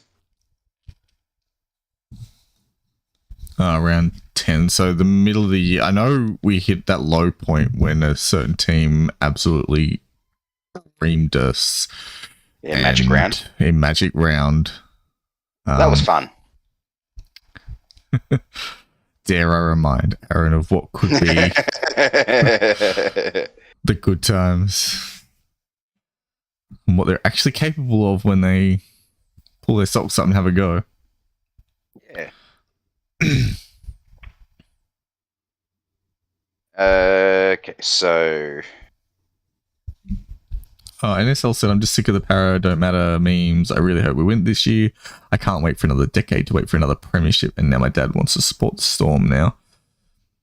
What is it with people jumping off to the Storm? Yes, they win a lot. Eventually they'll stop winning. Once Bellamy goes, and he won't live forever, I don't think. I mean, he might. I don't know what the Storm are doing there. They're probably working on the science as we speak, but... So I was having a look. You were after round 10. Was that the round? Was that Magic Round? I think it. No, I don't think it was. AJ said, I remember the Tigers scored 3 tries in 10 minutes. Yes, they went through. Okay, Magic Round was round 9. Because Ivan decided to play second row at centre, who wasn't particularly good. I can't remember his name now because I blanked it out. So yeah, you were last after 10 rounds with a 2-8 record, which was the same record as the team in 15th, which was the Titans. Let me just go back through because I did see like in the top 8 later in the season. 7 rounds later, you've gone on a winning streak, and now you're 8 wins and 8 losses. And in 8th. Yeah. And then this is 7th. What I said would happen, and we lost to the Raiders, and that just killed the rest of our season. You were 7th after round 18 after getting another win against the Dragons. Then you were still 7th after losing to the Raiders. And then you dropped down to 9th after losing to the Dogs. Yeah, the Dogs loss was one that hurt the most because you're like, at that point, you knew we weren't going to play finals.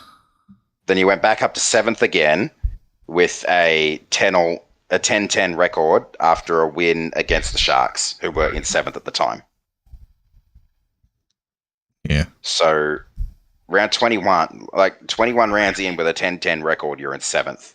Yeah. Then you're back down to 9th, back down to 10th, down to 11th, and you finish back up in 10th.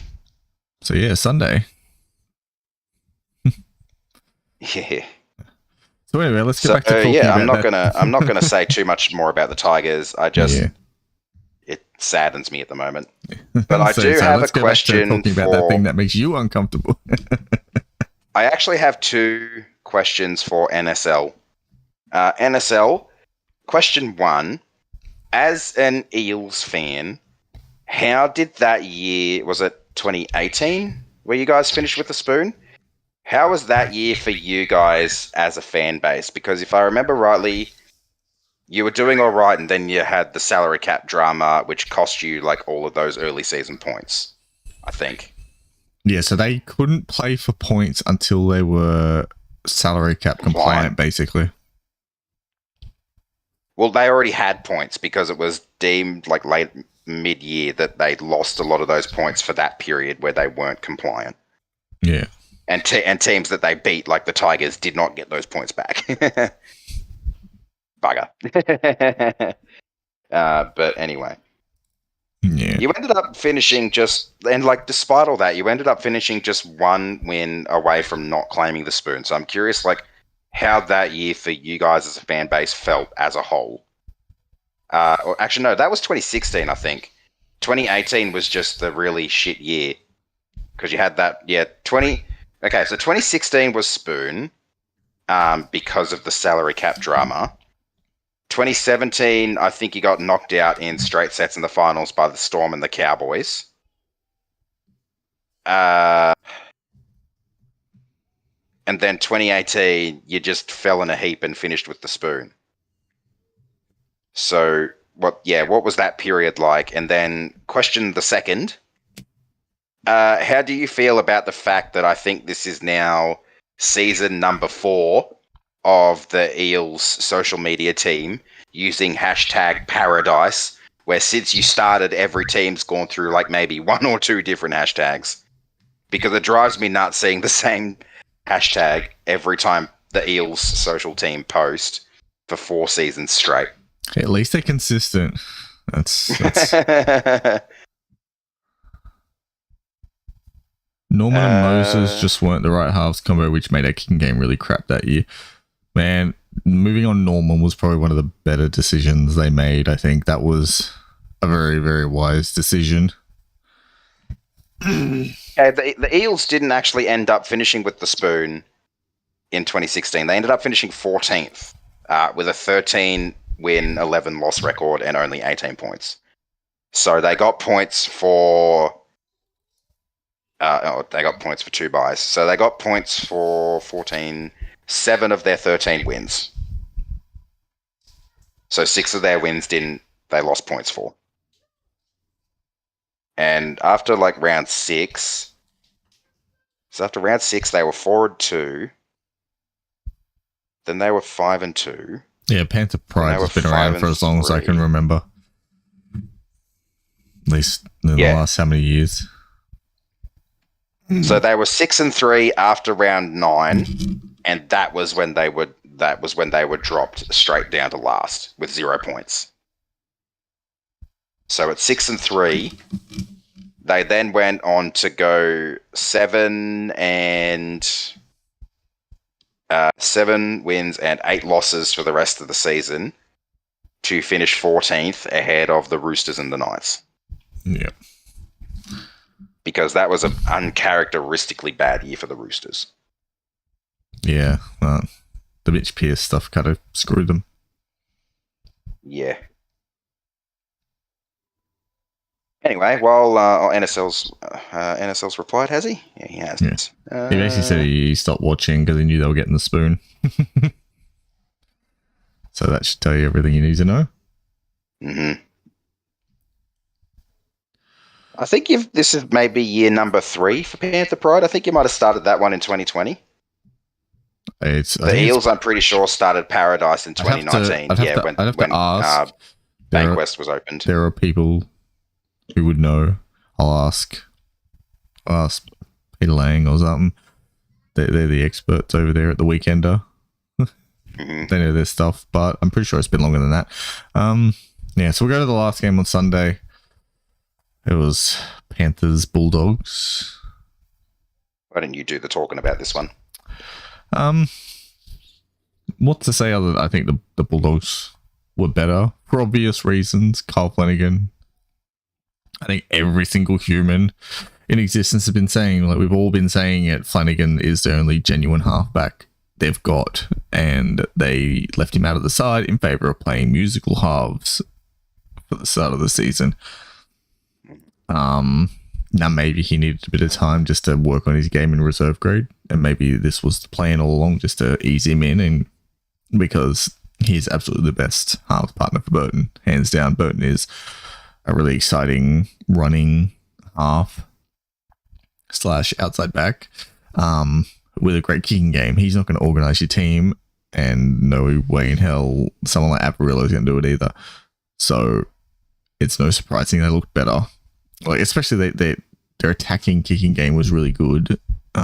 They scored at least one of their tries off it, where the one where I mentioned earlier about Luai being tackled off the ball, which I didn't have a problem with. A lot of fans did. It kind of divided people a bit. I argued on social media about it. But yeah, it's one of those things where if you drop the ball, well, tough luck for you. It's not like you're chasing a kick where you never had possession in the first place and someone just smashes you because they can. It's a bit different. Yeah. From our side, we seem very left side dominant. I would really like to see the other side come into it. I'm sick to death of everyone saying how crap Charlie Staines is. He is not as bad as people say he is, and I will defend him until the bitter end. Yeah, till the bitter end. There is a good footballer in there, but my God, does he cop a lot of drama? Other than that, no, I think they phoned it in a bit. I don't know if anyone disagrees with that, but it definitely came across that way. And on top of that, you definitely didn't go all guns blazing into that one. No, and on top of that, the game itself was really not the highest quality. It was very stop-start. There was a lot of errors in there, like a lot of unforced drop ball, and then some penalties thrown on top.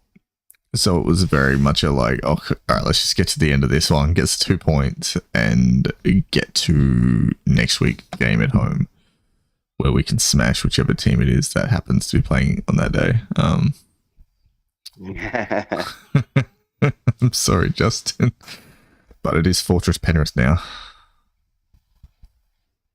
So yeah, there's not a lot I can really say about it other than, yes, go back to AJ's comment about the king being Dylan Edwards. He is, yes. Now, last year particularly, I criticised him quite heavily. One thing, he's always, like, he came back from injury and always seemed really tentative. He had that really horrible game against the Storm, everyone would remember. I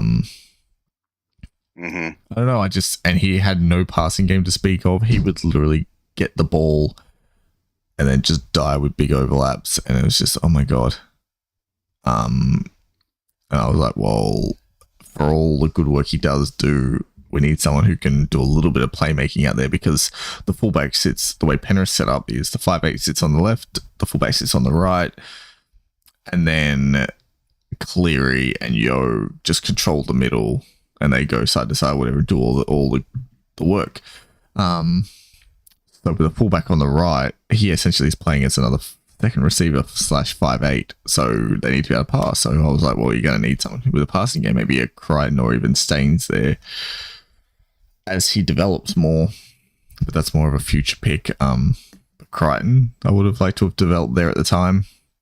And then, of course, what does Dylan Edwards do? And he goes and works hard and gets his confidence up, and now he's absolutely amazing.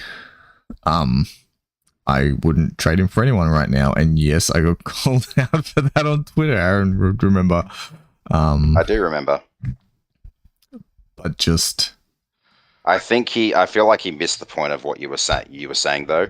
He probably took it as, he's the best fullback in the entire world and all that sort of stuff, when that's not what you were saying. You were just trying to say, like, he's your fullback and you're happy with him.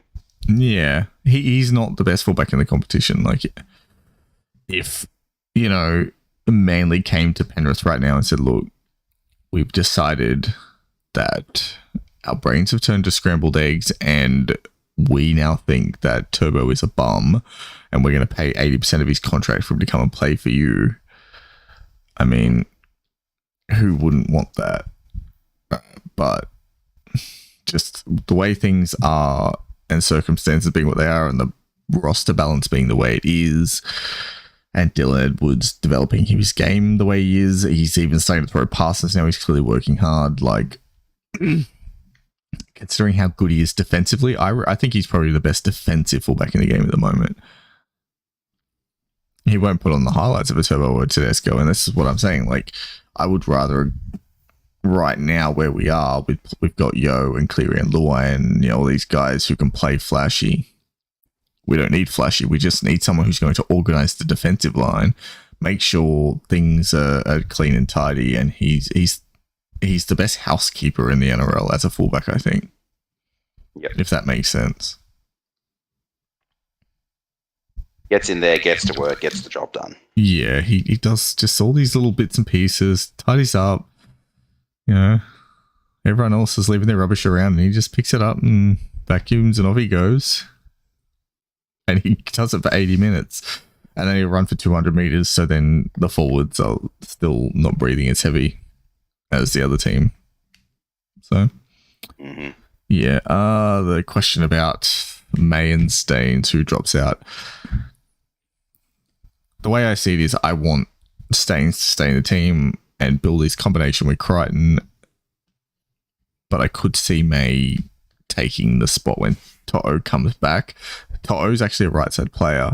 So you could, the one thing I've not seen anyone mention is To'o could go to that right wing and you could leave left as it is now and just let it keep going. Because To'o is a right side player. But yeah, no one's mentioning it. I don't know why it hasn't come up yet.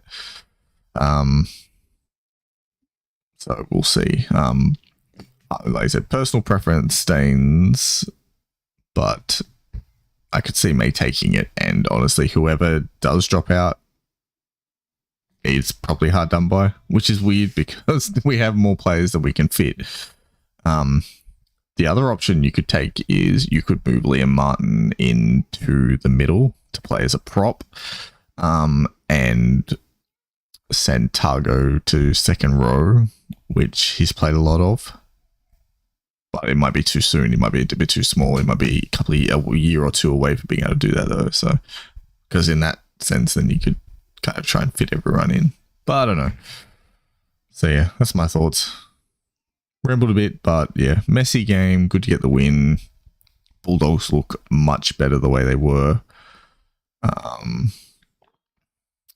And hopefully they make the sensible decision and keep Flanagan there for the rest of the year with Burton so they can actually get those combinations going. As for us, yeah, I mean, what can you say? I'm getting kind of bored of Teamless Tuesday now because we're going to be 1-17 every week until injuries come back. You have any thoughts on that one, Aaron? Really, you pretty much nailed everything that I thought about the game.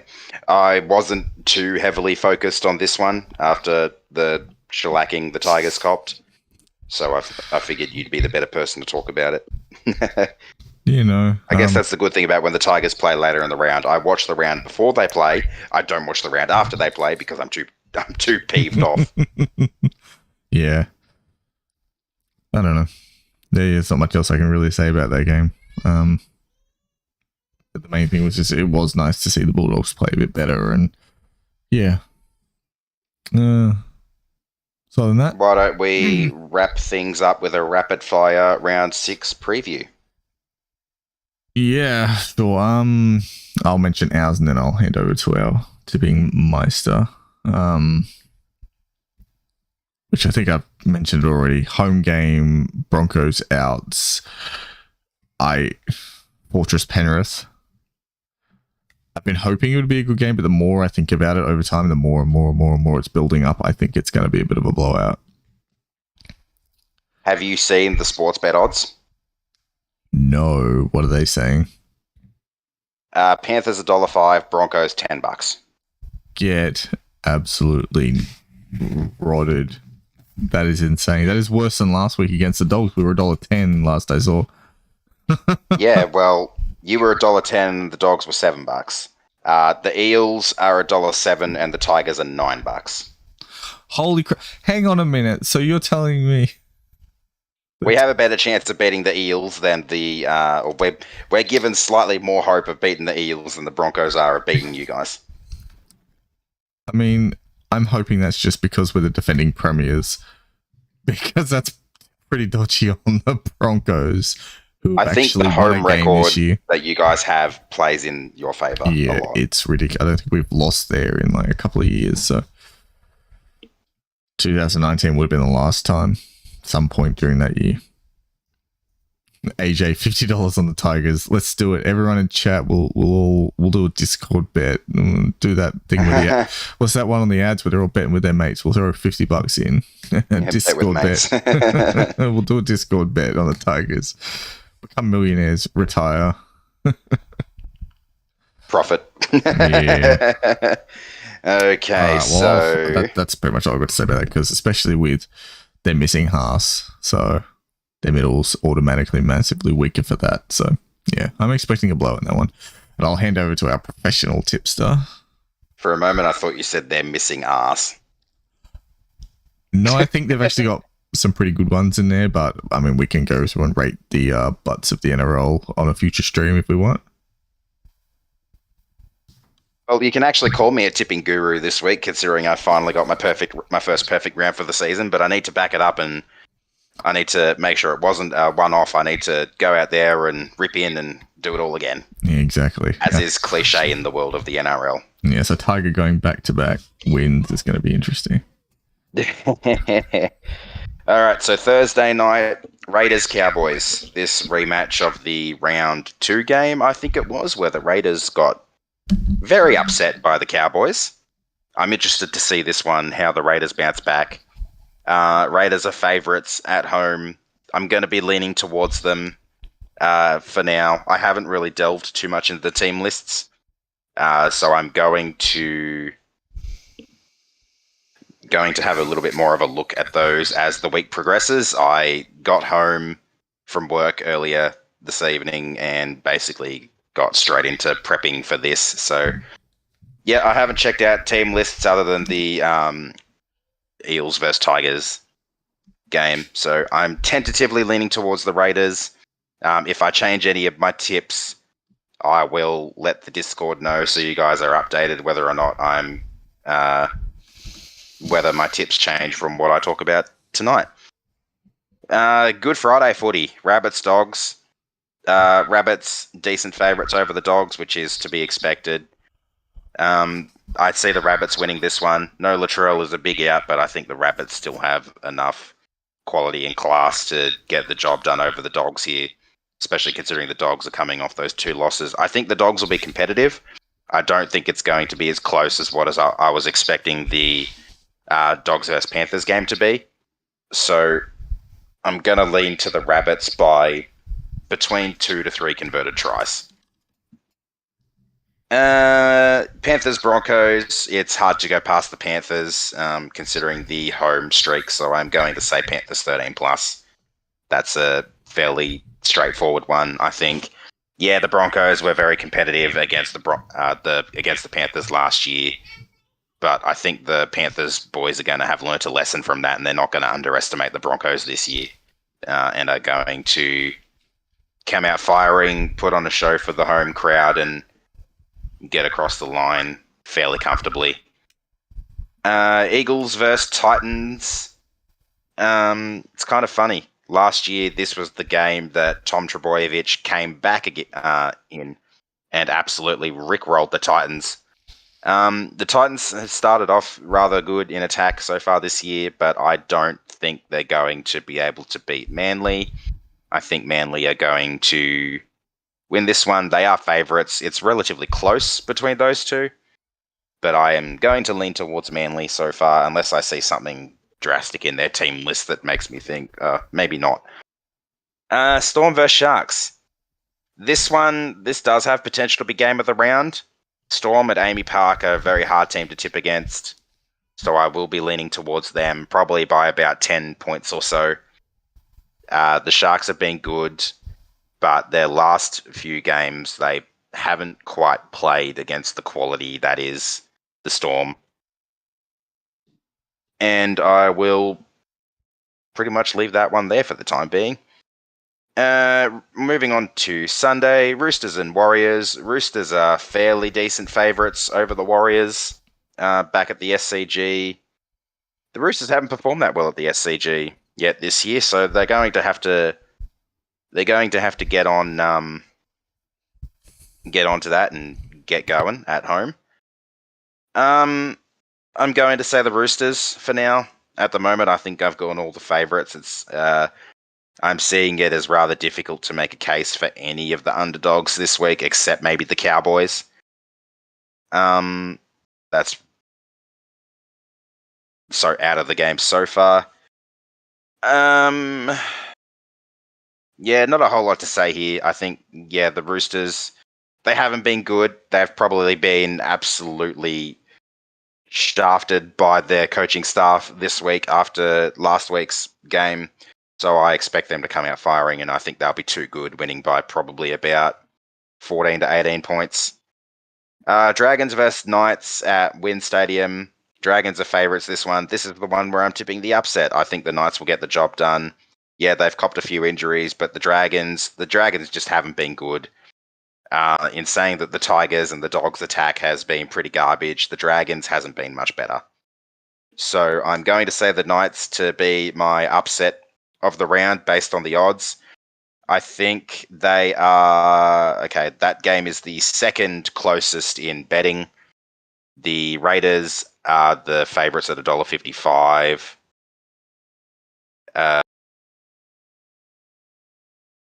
Actually, no, that is the closest in the betting. The Dragons are favourites at $1.65 with the Knights at $2.25. The next closest is the Raiders and the Cowboys at $1.55 and $2.45. So yeah, this one I think the Knights will win. They'll get a little bit back on track with this one. The Dragons, I don't see them going particularly good for the rest of the season, at least for the near future. They've got the Knights this week. They've got the Roosters after that, and they've got the Tigers after that. I see them having the best chance getting a win being against the Tigers. But in saying that, we have a good record against them recently, so I'm going to hold on to hope that we might get our first win there. Anyway, and then the Eels will pick up 2 free points on Easter Monday. Ouch. Honestly, I like the changes that Madge has made. No Little is good. No Mamalo is also quite good, considering he was absolutely garbage against the Sharks. Like, he just made no effort whatsoever. Man, Gildart, I'm a little sad to see him. Play. Yeah. It was... Gildart, I'm a little sad to see him dropped, but I think maybe the stint in reserve grade might be good for him, help him get his attacking shape a little bit better. Give him a bit of a chance to work on his defensive shape as well, because he has been a little bit hard done by. Obviously, coming from the Super League, which is a very attack-focused game, to the more defense-focused NRL hasn't exactly been the easiest transition for him. But yeah, and then obviously we've got Hastings back in the 7 with Brooks in the 6. Simpkin back in the 9 with Little out and Jock Madden back on the bench. I don't mind the team list. I think we'll finally score more points with Hastings leading the side.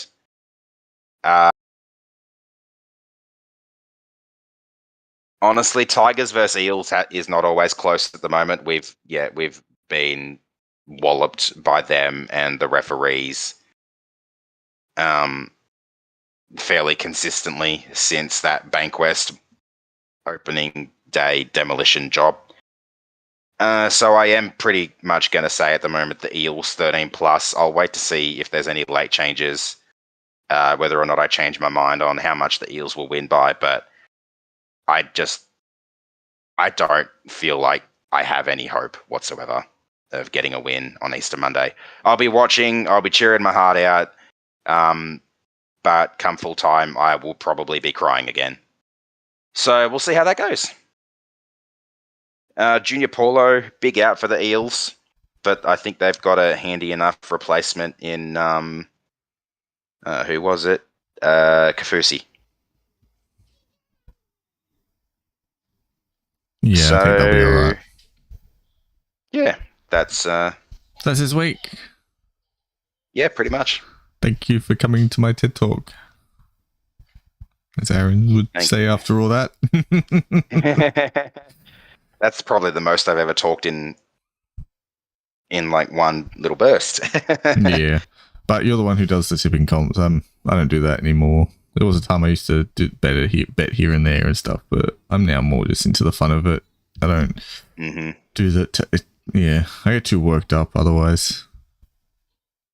And yes, hashtag try for twirl. Let's get it going. Yep, hashtag try for twirl. He's got to get one eventually. I think this is going to be game 94. So yeah, need to get his shit together. He's getting a little bit too close to that game 100 without a try for my liking. Exactly. When's he gonna play game 100? Let's have a quick look at this. Who's the lucky opponent gonna be?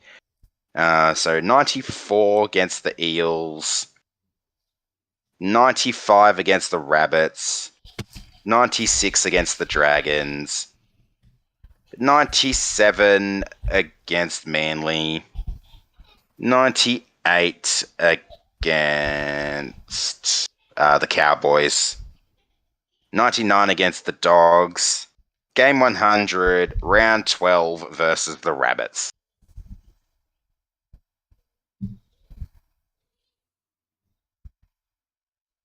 Oh, there you go. And I think Tamo is due to play game 300 later this year too. A couple of milestones. So that'll be a milestone to look forward to. Let me see how many games he's played super quick. Well, hopefully they get up for at least 12, so that'll be good. And we'll wrap it up soon. I have to go and eat and sleep. I'm going to be up at 3 o'clock in the morning for work. And I would also like to eat. Yeah, I'm already wrecked after a couple of 2 days. That's can't thank everyone enough for putting up my lackluster performance tonight. It hasn't been as good. It's just, it hasn't been the week for it, unfortunately. 289 for Tamo so far.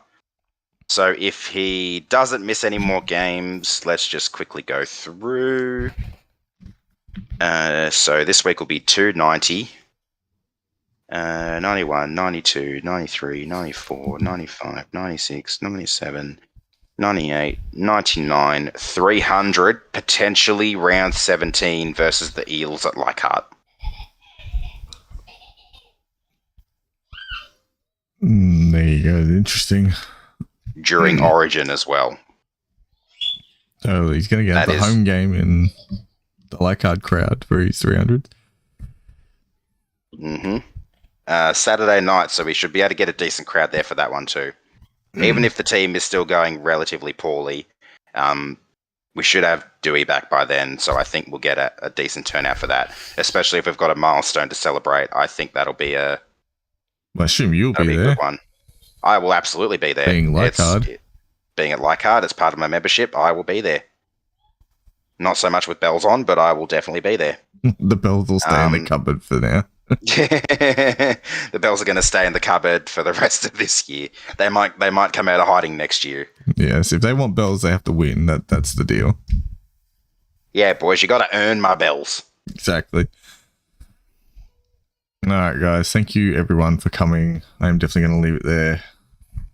I was already struggling before we started, so now that we're here 2 hours later. But probably one of our more successful streams in a while, I'd have to say. Yeah. I don't know. Hopefully I wasn't too off for everybody, but it's just one of those weeks. Just far too much throughout the last couple of days, so I missed so much, and yeah. I'm struggling too, but I pushed on through to tonight, so hopefully I've done a good job as well.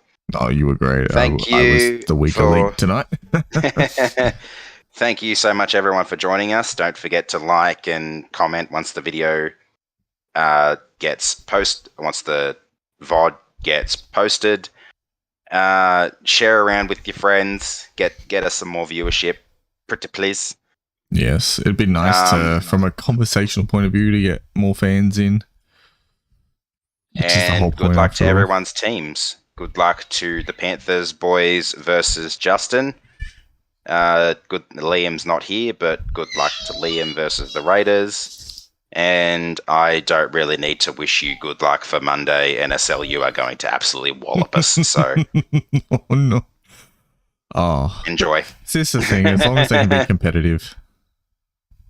I think, like I said, with Hastings back, I think we'll score more points, but I'm not sure if it's going to be enough.